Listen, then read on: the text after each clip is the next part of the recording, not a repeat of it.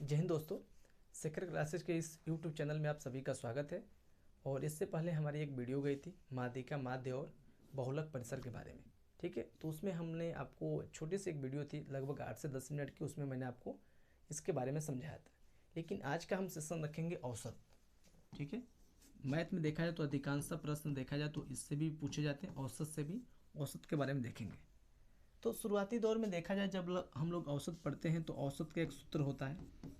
ध्यान रखेंगे, औसत का एक सूत्र हमारा होता है जिसको लिखते हैं सभी संख्याओं का योग, सभी संख्याओं का योग। ठीक है, सभी संख्याओं का योग बटे में कह सकते हैं कि सभी संख्याओं की संख्या। ठीक है, सभी संख्याओं की संख्या। ये हम लोग बहुत पुराना ये फार्मूला है, लगभग इसको अभी प्रयोग करते हैं, संख्याओं की संख्या। और ये औसत का क्या है, कह सकते हैं कि फार्मूला है। इस पर हम लोग बहुत प्रश्न हल करते हैं, निकालते भी हैं, इससे क्वेश्चन भी निकालते हैं और आ भी जाता है। ठीक है, लेकिन ध्यान रख रहे हैं कभी बड़े बड़े जब आपके डिजिट आ जाते हैं, नंबर आ जाते हैं, उसको निकालने में दिक्कत होती है, ऐड करने में, जोड़ने में। तो उसके लिए भी कुछ एक छोटा सा हम ट्रिक बताएंगे, बने रहेंगे एट लास्ट तक इसमें। तो एक छोटा सा ट्रिक बताएंगे है क्या उसमें।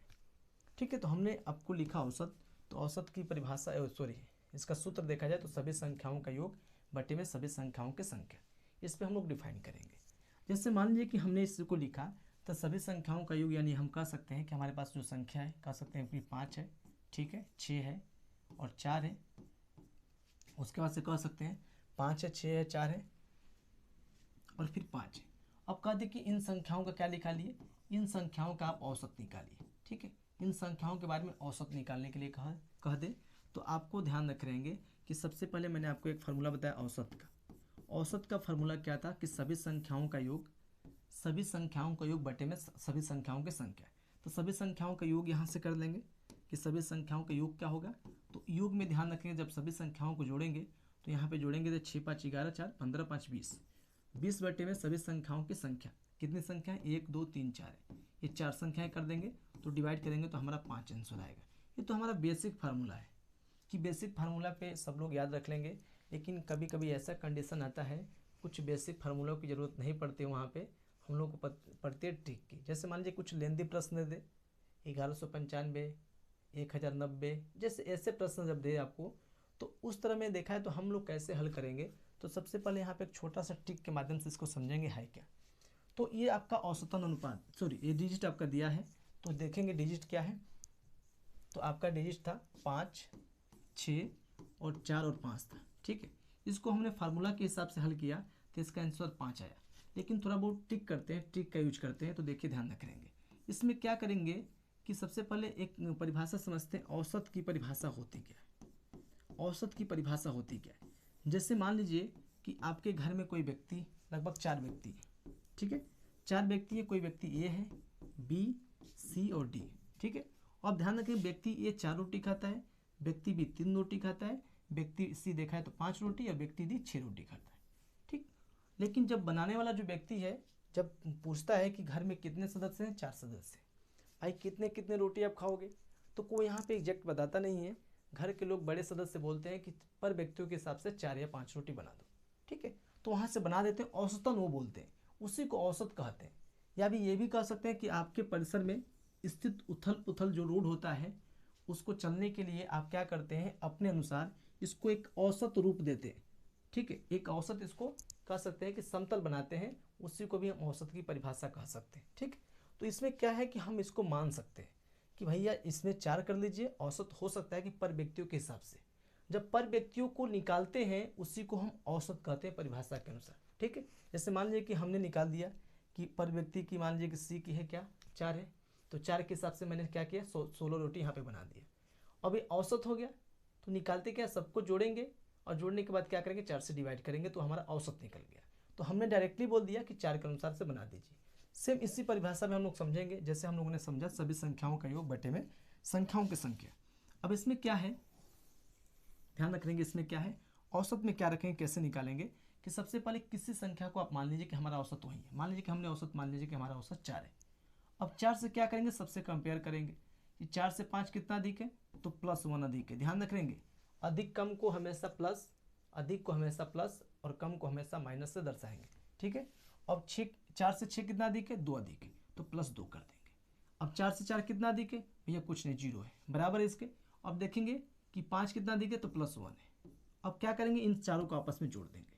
जब जोड़ेंगे तो कितना हो जाएगा, तो जोड़ेंगे तो 4 हो जाएगा, और बट्टे में क्या करेंगे, 4 से भाग देंगे, टोटली संख्याएं 4 है, तो कितना हो जाएगा, ये 4 भागे में टोटली संख्याएं 4 करेंगे तो इक्वल टू +1। इसको लिखना मत भूलिएगा, +1 -1, अगर इसको भूल गए तो फिर आपका प्रश्न गलत हो जाएगा। तो +1 यानी बेस हमने क्या माना था, आपको 4 माना था, कि औसत हमारा क्या है, 4 ही है। तो क्या करेंगे, 4 में +1 जोड़ देंगे तो आपका औसत आ जाएगा 5। आप कहेंगे कि इतना झोल करने से अच्छा है कि हम इसी फार्मूले पे याद कर लें। किस पे, इस पे ही याद कर लें कि सभी संख्याओं की संख्या बटे में सभी संख्याओं का योग बटे में संख्याओं की संख्या। ठीक है, अच्छी बात है, इसको याद करना, हम नहीं कर रहे कि मत याद करिए, आप याद कर सकते हैं। लेकिन जब प्रश्न लेंदी आए तो उस समय कंडीशन ऐसा होता है कि आप लोग याद नहीं कर पाते। ठीक है, मतलब हल नहीं हो पाता है, जोड़ नहीं पाते। एक प्रश्न आपको मैं बोल दूं कि आपको लिखना है 950, ठीक है, उसके बाद 947, उसके बाद लिख देते हैं 953, ठीक है। अब कहेंगे कि इसका आप औसत बताइए, तो आप क्या करेंगे, धड़ल्ले से पेन कापी उठाएंगे, सबको जोड़ेंगे और जोड़ के 3 से भाग करेंगे। ठीक है, उस कंडीशन में देखा है तो इस फार्मूला का प्रयोग करेंगे तो बहुत अच्छा रहेगा आपके लिए। तो क्या करते हैं, देखेंगे इसमें सबसे पहले किसी एक को बेस मान लीजिए। हम ये नहीं करें कि हम इसी को मान लेते हैं, ये नहीं करें कि 947 को मान लेते हैं, जो आपका मन करे वो मान लीजिए। हो सकता है कि 940 मानना तो इस पर भी मान लेंगे, ये भी हल हो जाएगा। हम 940 पे भी मानते हैं और इसको भी मानते हैं। तो सबसे पहले जो डिजिट दिया है इसमें मान लेते हैं। तो हम मानते हैं कि इसका अनुपात औसत क्या है, तो 950 है। ठीक है, कंपेयर करा लीजिए कि 950 से कितना अधिक है, कुछ नहीं, बराबर है। उसका से ये कितना कम है, तो -3 कम है। ये कितना अधिक है, तो इससे +3 क्या है, अधिक है, इससे ये अधिक है 953। अब क्या करेंगे आपस में, अब इसको जोड़ लेंगे। ठीक है, अब जोड़ेंगे तो ऑटोमेटिक ये कट जाएगा, बचेगा कितना, 0। लेकिन अब 0 बचा है तो क्या करेंगे, यहाँ पे जब 0 बचा है तो इन संख्याओं में क्या करेंगे कि ना इनमें इंक्रीज होगी ना इसमें घटेगी। ठीक है, कह सकते हैं कि ना बढ़ेगी ना घटेगी, तो इसका औसत कितना हो जाएगा, 950 हो जाएगा। अब इसको जोड़ के भी निकाल सकते हैं। 950 एवरेज हो गया, एवरेज हो गया। अब ध्यान रखेंगे, अब इस संख्याओं को तो आपने कहा कि अपने अनुसार 950 माना, आप कुछ और मान लीजिए। चलिए हम आपके अनुसार 947 मान लेते हैं। अगले प्रश्न में हम लिखते हैं इसमें कि 950, ठीक है, 947 और 953, इसका हम क्या मान लेते हैं, आपके अनुसार 947 बेस मान लेते हैं। ठीक है, हमने मान लिया। अब देखते हैं 947 से कितना अधिक है, तो +3 अधिक है। 947 से कितना अधिक है, तो +6 अधिक है। ये कितना है, तो बराबर है 0 है। अब क्या करेंगे, तीनों को जोड़ लेंगे, जोड़ लीजिए इसमें। अब जोड़ने के बाद क्या करेंगे, यहाँ से जोड़ेंगे तो कितना हो जाएगा, 9 हो जाएगा, बटे में 3 लिखेंगे यहाँ पे, तो 9 बटे में क्या लिखेंगे, 3 लिखेंगे। अब डिवाइड करेंगे, कितना हो गया, 3 हो गया, लेकिन +3 हो गया आपका। बेस आपने क्या माना था, तो 3 बना था, तो 947 में 3 जोड़ दीजिए, तो आपका अनुपात एवरेज कितना हो गया, 950। इस तरह से भी इसको हल कर सकते हैं। हो सकता है कि आपके प्रश्न में इस तरह बढ़ा भी दे, डबल 11 कर दे, इस तरह डबल 11 कर दे, डबल 11 कर दे। अगर यहाँ से भी करता है तो कुछ नहीं करना है, ऐसे ही आप मान के हल कर सकते हैं। ठीक है, यह प्रश्न का आपका बेसिक हो गया। एक प्रश्न और इसमें आता है कि प्रश्न क्या है, जैसे मान लीजिए आपको पूछ ले कोई संख्या है, मान लीजिए यहाँ पे दिया है कि 1160 दिया है। ठीक है, 1160 के बाद अगर देखा जाए, कह सकते हैं कि 1157 दिया है और 1163 दिया है। इसमें भी कह देगा कि इसमें बताइए कि इन संख्याओं का औसत क्या है। बड़ी बड़ी संख्या दे देता है। अब इतनी छोटी नहीं, थोड़ी और बड़ी संख्या लिख देते हैं। अब लिख देते हैं 1100। ठीक है, इतना लिख देते हैं। अगला लिखते हैं, ठीक है, इसको लिख देते हैं, ये लिख देते हैं। अब कहेंगे कि इसका आप औसत निकालिए। संख्याएं थोड़ी लेंदी हो गई, आप लोग वही फार्मूला अपनाएंगे कि सबको जोड़ेंगे और 3 से भाग कर देंगे, वहाँ पे कुछ नहीं करना है। मैंने आपको जो बताया, किसी संख्याओं को बेस मान लीजिए। मान लीजिए इन संख्याओं को हमने बेस मान लिया, और बेस मानने के उपरांत देखेंगे कि इन संख्याओं के बेस मानेंगे तो कितना अधिक है, तो इस संख्याओं से देखा है तो 3 अधिक है, तो +3 लिखेंगे। ठीक है, 3 अधिक है, और इसके कितना अधिक है, तो ये 6 अधिक है, +6 लिख देंगे। ये कितना अधिक है इनसे बेस से, तो 0 अधिक है, इन्हीं को बेस माने। अब दोनों को जोड़ लीजिए, दोनों को आपने जोड़ा, तीनों को, तो तीनों को जोड़ेंगे, कितना हो गया, 9 हो गया। 9 में टोटली संख्या 3 से भाग कर लीजिए, कितना हो गया, 3, और 3 ला के इसमें जोड़ दीजिए, तो यानी कितना हो जाएगा, 2100। ठीक है, 21,570। ठीक है, इसका आंसर हो जाएगा। ठीक है, इसको ध्यान रखेंगे, 70 नहीं होगा, 60 होगा। ठीक है, 3 जोड़ेंगे तो 60 हो जाएगा, 21,560 हो जाएगा। ठीक है, 21,160 हो जाएगा, इसको ध्यान रखेंगे। ठीक है, ये आपका प्रश्न है, इसको अगर देखा जाए तो जब हल करते हैं तो इस बेसिक से हल कर सकते हैं। कभी कभी कंडीशन ऐसा आता है कि लोग इसमें कभी -1 कहते हैं कि +1 हो गया, -1 हो गया, +6 हो गया, इस तरह से जब आ जाए तो कैसे हल करें। इस तरह प्रश्नों में ध्यान रखेंगे। छोटा सा तरीका आपका है कि जब ऐसे प्रश्न पूछें तो आपको क्या करना है, +6 मान लीजिए दिया है और माइनस आपको 6 दिया है, ठीक है, -4 दे दीजिए। ठीक, मान लीजिए कि अब इसमें ध्यान रखेंगे आपको कैसे हल करना है। सबको पता होगा कि आप ऐसे डायरेक्टली आप लिख सकते हैं यहाँ पे कि 2 इसका आंसर आएगा, ठीक।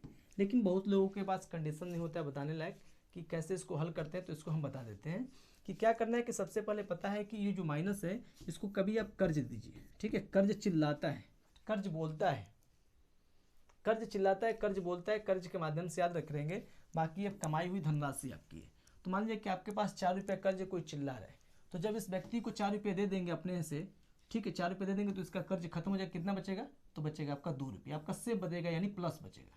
लेकिन कंडीशन चेंज कर देते हैं। मान लीजिए कि आपके पास +4 रुपये है, आपने 4 रुपये कमाया, -6 रुपये क्या है आपके पास कर्ज है। तो कर्ज क्या है, तो कर्ज आपका माइनस दर्शाए है। अब बताइए कि आपके पास 6 रुपये कर्ज है और आपके पास कितने कमाए, आपने 4 रुपये कमाए। जब इसको आप भरपाई करेंगे तो कितना बचा, -2।